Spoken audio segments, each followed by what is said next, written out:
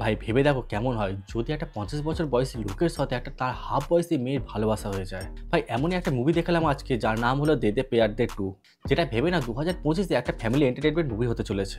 মুভির স্টোরি আশিস মেহর আর আয়েশার রিলেশনের উপর বেস করে তৈরি করা হয়েছে, যেখানে আয়েশার ফ্যামিলি একটুও খুশি না তাদের এই রিলেশনটাকে নিয়ে। তবে কি তাদের বিয়ে হবে কি হবে না সেটা তোমরা দেখতে পাবে এই মুভির মধ্যে। কমেডি হোক বা ইমোশনাল সিচুয়েশন, দু জায়গাতে অজয় দেবগন আর মাধবনের পারফরমেন্স ভাই পয়সা বাসুল। স্পেশালি বাবার রোলে মাধবন আউটস্ট্যান্ডিং কাজ করেছে, আর সাথে রকুল প্রিতের পারফরমেন্সও দারুণ ছিল, কারণ স্ক্রিনে তাকে দেখতে গর্জিয়াস লাগছিল। আর সাথে যদি মিজান ভাইয়ের কথা বলি, সে শুধু অ্যাক্টিংয়ে নয় সাথে ড্যান্সও আগুন লাগিয়েছে। আর মুভির মধ্যে থাকে ইমোশনাল সিন আর কমেডি মুভির মধ্যে একটা আলাদাই জান এনে দেয়। আর মুভির ক্লাইম্যাক্সে এমন একটা টুইস্ট আছে যেটা তোমাদের ধারণার বাইরে, আর সেটা বলে আমি তোমাদের মুভি দেখার মজাটা নষ্ট করতে চাই না।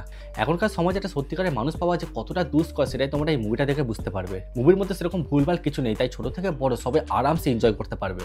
তো অবশ্যই হলে গিয়ে মুভিটা একবার দেখে আসো আর কমেন্ট করে জানাও যে তোমাদের মুভিটা কেমন লাগলো। আর এরই সাথে তোমাদের সাথে আবার দেখা হচ্ছে আমাদের নেক্সট ভিডিওতে।